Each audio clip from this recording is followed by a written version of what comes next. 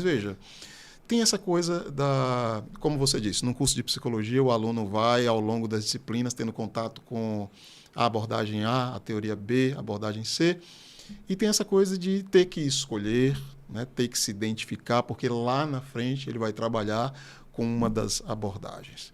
Como é que você vê isso? Assim, eu vou lhe fazer uma pergunta assim, mais básica. Assim. Primeiro, tem que escolher mesmo? Eu estou te perguntando isso, Rondinelli, porque eu não escolhi não, ó. Eu vim me identificar com uma abordagem da psicoterapia uns 5, 6 anos depois de formado, depois de diplomado. Mas o meu caso específico é porque eu sempre quis ser professor. Né? Não estava muito interessado em ser psicólogo clínico, essas coisas. Uhum. Esses interesses surgiram depois, alguns deles, inclusive, em função da necessidade. Uhum. Digo isso aqui sem problema nenhum, né? Até para quem está nos assistindo e se preparando. A necessidade fala forte, muitas vezes. Né? Tem que escolher mesmo? Como é que você vê isso? E caso sim, como é que a pessoa faz para fazer a melhor decisão em relação a uma abordagem dentre tantas? Então, Paulo... Você escolheu? Eu não escolhi. Eu escolhi também muito parecido com você. Né? A minha escolha não foi escolha... O Luiz Cláudio Figueiredo diz que a gente não escolhe, diz que a gente é escolhido. É escolhido, né? Baseado. Achando matriz, na revisitando essa psicologia, revisitando. Ele coloca assim numa perspectiva psicanalítica, né? Exato. A gente é escolhido devido aos nossos afetos. Exatamente. Então, também não escolhi de maneira assim, eita, na graduação preciso escolher. Não foi assim. Eu queria escolher um tema de pesquisa. Assim como você, eu queria fazer uma formação acadêmica, etc. Mas eu tinha uma angústia. Eu tinha uma angústia que era o seguinte: como é que a gente escolhe uma teoria? Sim. Qual é o critério para isso? Quem vai me ajudar? Vai ser porque eu gosto de um professor, porque o professor dá uma aula melhor, porque o professor me ajuda me convidando para fazer parte de um grupo de pesquisa. Eu tinha essa angústia desde o início. Então, eu acredito que a gente não tem que escolher como obrigação, a não ser que você termine e precise atuar e você tem que ter um norte. Agora, sim, uma coisa que para mim é cara e eu passo para os meus estudantes, para quem está no meio, é o seguinte: pessoal, vocês têm que entender essas teorias e as abordagens. E para entender teorias e abordagens, claro que tem afeto, né? Tenho certeza que durante a graduação você gostava mais de uma ou de outra teoria. Claro. Isso surge pela nossa formação de berço. Algumas pessoas tinham formação religiosa, outros não têm. Personalidade. Com certeza, por exemplo, quem gosta mais de formatação de computador, trabalhou com isso, vai ter um gostinho de trabalhar com cognitivismo. Sim. Não vai? Processamento de informação para cá. Processamento automático, controlado. Sim, vai. Então, eu digo a todo mundo, você não precisa... ter que escolher como se escolhe se vai pegar o estaco ponta verde ou se vai pegar o estaco centro, né? Vida de estudante. Para quem está nos assistindo de outros estados, são... ônibus comuns que se vai para o FAO. Da cidade de Maceió. Linhas diferentes, né? Isso. Então, eu acredito assim, que o mais central de início não é escolher. Até porque, como é que eu vou escolher morar numa cidade ou de outra sem eu saber o que ela é? Então, eu acredito assim, tem que entender. Como é que eu entendo uma teoria? Teoria é um objeto discursivo. Então, assim, como é que eu entendo? Eu paro para ler. Então, como é que eu vou entender Freud? Vou ler minimamente os textos de Freud, ler bons comentadores, entender qual a antropologia filosófica subjacente ao sistema de Freud. Quais são os principais conceitos que Freud formulou? Né? Qual a ética subjacente a Freud?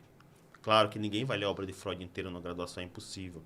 Né? E você vai também escolher alguns autores, não dá para ler todos. Então, Paulo, o que eu acho mais essencial é você entender alguns autores, entender algumas abordagens e, a partir daí, fazer esse esforço genuíno. Tem um professor que dizia, quando você lê um autor, o primeiro ato é você suspender seus juízos. Leia tudo como se fosse tudo verdade. E depois da primeira leitura, da segunda, você passa a ter um olho crítico. Então, pega aqueles autores que são mais populares. Um cara como Bowlby, que é um autor muito interessante. Bowlby. Né? Teoria do apego. John Bowlby, teoria do apego. Pega o Skinner do seu interesse. Pega o Fritz Perls, pega o Rogers, leia. E no fim do curso, quando começar esse processo de definir, ou quando você terminar o curso, se você conhecendo os autores, vai ficar mais fácil você decidir. Não? E eu tenho que decidir porque agora eu vou ser clínico. Então, você vê o que está mais dentro do que você acha que é mais compatível com suas habilidades, que você achou que é mais compatível e que tem mais potencial de formular uma clínica bacana, um trabalho na escola a partir de um autor que possibilita intervenções interessantes, que tem também um diálogo com a ciência, que não é algo solto no ar, para não ser um critério estético. Ah, porque você escolheu trabalhar com Lacan? Ah, porque eu acho legal. Nada contra, mas eu acho assim um pouco pobre você justificar uma escolha teórica baseada simplesmente no querer. Ou eu estou sendo chato? Não. Eu acho Sendo que cri-cri? Não. eu acho que é interessante você, Essa como, escolha... como você falou, claro que você não tem que, eu acho que você não tem que escolher.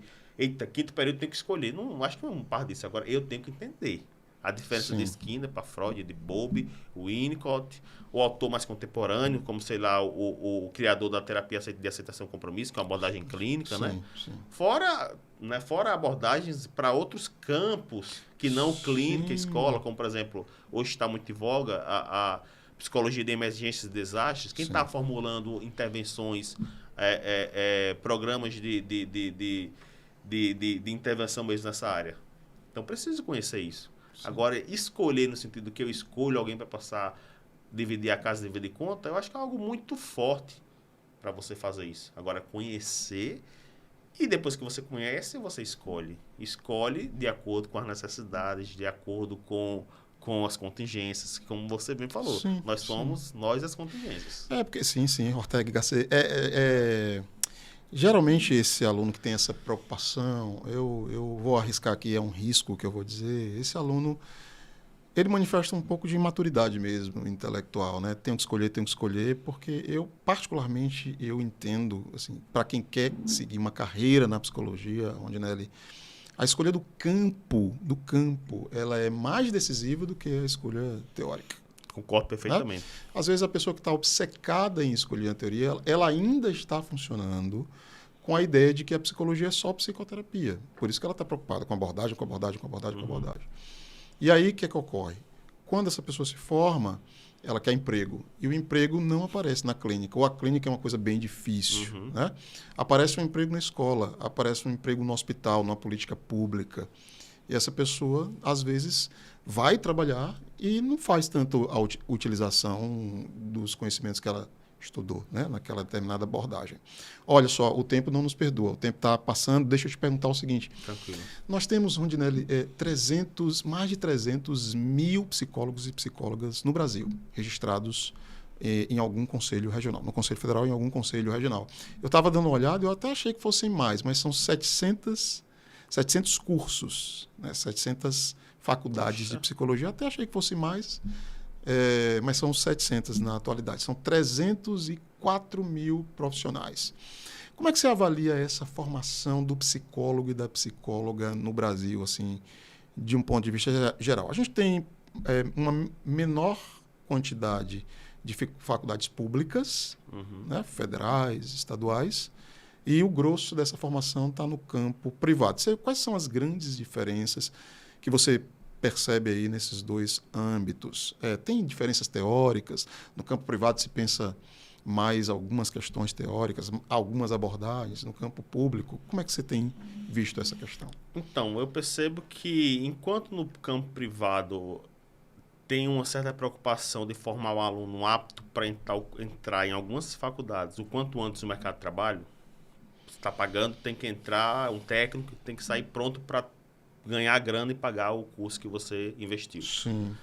E algumas com mais ou menos rigor e excelência, e não vejo com muita frequência uma preocupação com a base, com pesquisa, no aprofundamento de leitura de texto. Isso não sei, não conheço muitas. O Brasil é muito grande, né? O Brasil é muito grande, Nosso né?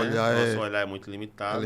E ao mesmo tempo que eu vejo as universidades com certo, não sei a palavra essa, um certo desdém com o mercado. Tipo assim... Eu concordo muito com você. Vamos lá formar pessoas para pesquisar e tal, como se as pessoas pudessem dar o luxo de terminar a universidade e viver fazendo pesquisa.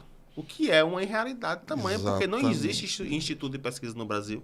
Só faz pesquisa no Brasil se você estiver dentro da universidade. Sim. E entrar na universidade hoje, a gente sabe que é uma coisa muito difícil.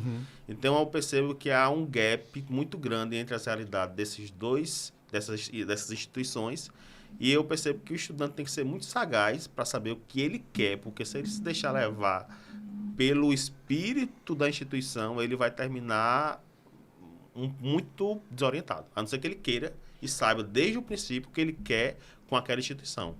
Porque eu percebo que é muito diferente o perfil e o que eles querem do aluno, o que eles vão fazer durante aqueles anos. Isso mesmo. É isso que eu vejo aqui, por onde eu andei. Não andei muito, né? Não, sim, mas eu acho que o nosso olhar ele tem, sim, uma potência de representatividade, né? Inclusive, eu achava que eram mais faculdades, são 700 faculdades também escolhidas no Brasil achei mais. que fosse mais também. É. Ô, Rondinelli,